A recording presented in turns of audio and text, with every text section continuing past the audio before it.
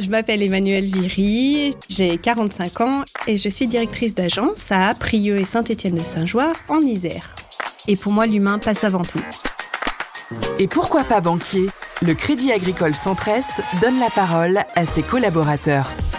Directrice d'agence au Crédit Agricole Centre-Est, Emmanuelle Viry est chaque jour au service du dynamisme économique de son territoire. Elle œuvre pour la réussite de ses clients, particuliers et professionnels, tout en donnant à ses collaborateurs les moyens d'évoluer. Rencontre avec une femme pour qui le métier de banquier est avant tout une aventure humaine. Directrice d'agence, c'est à la fois être patronne de sa boutique, donc il y a un volet manager, et puis il y a aussi le volet représentation sur le terrain, donc être connu et faire connaître le Crédit Agricole. C'est-à-dire que vous allez rencontrer les clients, les futurs clients, être présente sur le terrain, être visible ? Exactement. Il y a une grosse partie du métier, effectivement, qui consiste à faire connaître le Crédit Agricole, donc irradier sur le terrain, aller visiter nos clients, les professionnels, les agriculteurs, et puis bien sûr recevoir nos clients dans les agences. Qu'est-ce qui vous plaît dans ce volet-là ? C'est déjà savoir ce que font nos clients, parce que vous allez recevoir un chef d'entreprise qui fait une activité en particulier, et tant que vous n'êtes pas allé sur site, savoir chez lui comment ça se passe, vous ne savez pas vraiment ce qu'il fait. Donc ça, c'est la partie qui est intéressante dans le métier. Et on peut vraiment, du coup, comprendre quels sont ses besoins et l'accompagner au mieux après pour faire progresser son entreprise. Et comment ça se passe sur le terrain lorsqu'on se présente directrice d'agence du Crédit Agricole ? Il y a une oreille peut-être particulière ? Oui, en effet. Alors notamment pour la partie agriculture où le Crédit Agricole est très bien représenté pour les installations et même pour l'accompagnement des agriculteurs, mais aussi sur les entrepreneurs. Aujourd'hui, on est très très présent. On a su les accompagner pendant la crise. On est partenaire en fait de leur activité. Et c'est une marque aujourd'hui, le Crédit Agricole qui a de l'écho. Oui, tout à fait. Le Crédit Agricole est quand même une banque importante qui a bonne notoriété et à nous aussi de continuer à véhiculer cette image. Vous représentez le Crédit Agricole sur un territoire également. C'est aussi important de bien connaître ce territoire. Exactement. Donc, ça passe par... on a divers moyens de se faire connaître sur le territoire. Il y a déjà la recommandation. Donc ça, c'est naturellement, quand on fait un bon travail, on est recommandé. C'est ce qu'on souhaite. C'est ce qui est le mieux. Mais il y a aussi la présence sur le terrain, c'est-à-dire sortir, aller voir nos clients, comme je le disais tout à l'heure.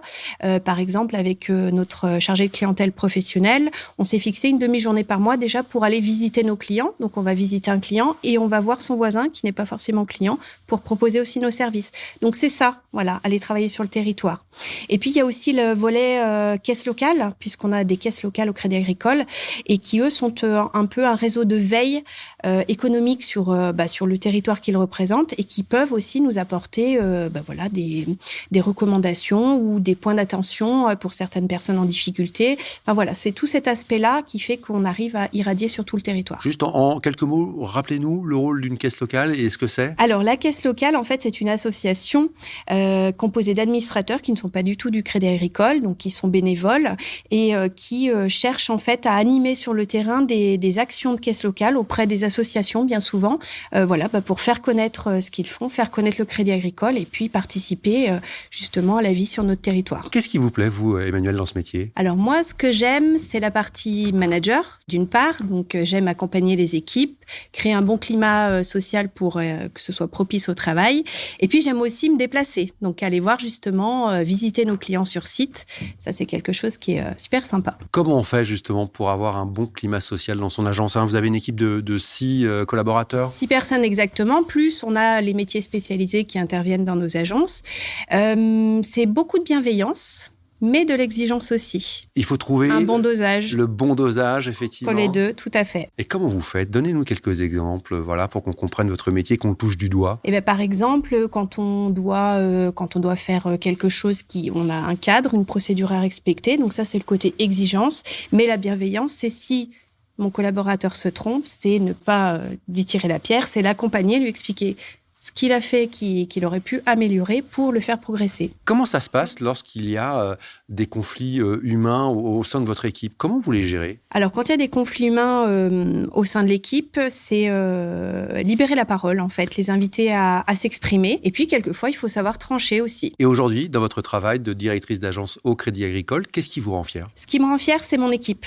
Voilà, c'est leur travail au quotidien et c'est surtout la reconnaissance de nos clients. Ils nous le disent, ils savent nous le dire par divers moyens. Donc, ils sont satisfaits de notre travail et c'est ça la meilleure reconnaissance. Comment vous le percevez, ça, qu'ils sont satisfaits de votre travail? Il y en a plein. Ils peuvent nous le dire volontairement. Ils nous laissent des avis aussi sur Internet.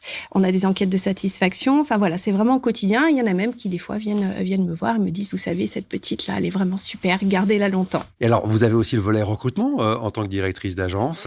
Quel conseil, justement, donneriez-vous, à un candidat qui souhaite rejoindre le Crédit Agricole? Alors, le premier conseil que je donnerais, c'est d'avoir envie. Le deuxième, c'est d'oser. Voilà, parce que on n'a pas besoin d'être du métier à la base ou d'avoir une formation spécifique. On a divers profils et surtout on a un programme de formation derrière et d'accompagnement qui permet d'arriver à des chouettes résultats. Et il vous arrive parfois de recruter justement des candidats au profil un peu atypique? Tout à fait. J'ai recruté un alternant très récemment qui travaillait chez McDo. Il est équipier ou... Équipier chez McDo, il est venu chez nous et voilà, avec bonheur, ça se passe très bien.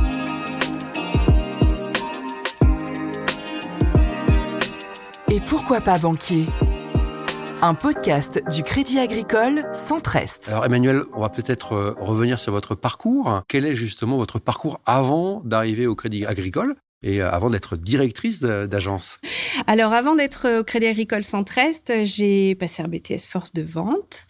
Ensuite, j'ai enchaîné les CDD dans divers établissements bancaires et je suis arrivée en 2003 au Crédit Agricole. À quel poste? À l'accueil. À l'accueil? Voilà, tout à fait. Et vous avez gravi comme ça tous les échelons? Et j'ai gravi les échelons un par un, exactement. Donc, j'ai eu la chance d'être bien accompagnée. Il y a des moments de chance également, mais en tout cas, voilà, le travail paye et la reconnaissance aussi. Et l'accompagnement, j'imagine, et les formations aussi qui vous ont fait. permis d'accéder à ce poste de directrice. Exactement. On a des formations tout au long de notre carrière, en fait. C'est un métier qui est très riche, donc on s'auto-forme nous aussi. Mais c'est vrai qu'on a un programme de formation qui est dense toute l'année et qui nous permet effectivement de progresser. Et alors, cette possibilité d'évolution, c'est quelque chose que vous transmettrez aujourd'hui à vos collaborateurs parce que vous êtes en quelque sorte un peu un exemple en fait en arrivant Bac+2 et aujourd'hui directrice. Tout à fait, on a la possibilité, non seulement on a les formations donc qui sont réglementaires, obligatoires, on a aussi un parcours de formation qui est sur la base du volontariat pour avoir des diplômes supplémentaires, par exemple un bachelor. Donc c'est quelque chose qu'on encourage au quotidien, pour ceux qui le souhaitent. Et puis la plus belle reconnaissance, c'est quand on arrive à faire évoluer un collaborateur, le faire changer de métier. Donc là, par exemple, j'ai une collaboratrice qui était très performante. Et la meilleure reconnaissance, c'est qu'elle a pu accéder à un poste maintenant où elle va aller dans l'animation et la formation pour ses collègues. Ça, c'est aussi un volet que vous aimez bien. Exactement. Accompagner les gens à évoluer, voilà. C'est ça. Et ça, c'est parce que c'est quelque chose que vous avez connu au Crédit Agricole et que vous avez envie de transmettre. Tout à fait. J'ai eu la chance de croiser des personnes qui du coup m'ont fait confiance et du coup qui m'ont permis de progresser, d'évoluer. Et moi, je veux faire la même chose pour les collaborateurs avec qui je travaille. Emmanuelle, on l'a entendu, vous avez un beau parcours, c'est une belle réussite.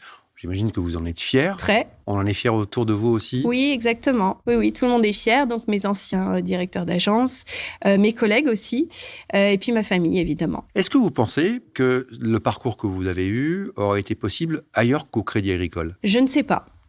Mais en tout cas, le Crédit Agricole nous donne les moyens. Quand on veut vraiment travailler, c'est possible. Quand on veut se former, c'est possible. Quand on veut évoluer, c'est possible. Après, il y a toutes sortes d'évolutions. Ça peut être comme moi je l'ai fait, donc tous les métiers finalement des agences. Mais on peut très bien partir sur des métiers un peu plus spécialisés ou dans des filiales. Enfin voilà, tout est ouvert, donc c'est très très très riche. À vous écouter, ça semble facile. On imagine que dans la réalité, ça l'est moins. C'est pas toujours évident non plus, de progresser comme ça. Tout à fait. Il faut s'en donner les moyens. Il faut travailler, effectivement. On n'a rien sans travailler. Et puis, il faut se former. Emmanuelle, la suite? Vous visez quoi là maintenant? Parce que vous n'allez pas vous arrêter en si bon chemin. Je ne sais pas. Comme je disais tout à l'heure, en fait, les perspectives sont immenses dans le groupe Crédit Agricole. Donc, ça peut être aller travailler dans une filiale, ça peut être continuer à progresser ou à évoluer au sein de la caisse Crédit Agricole Centre-Est.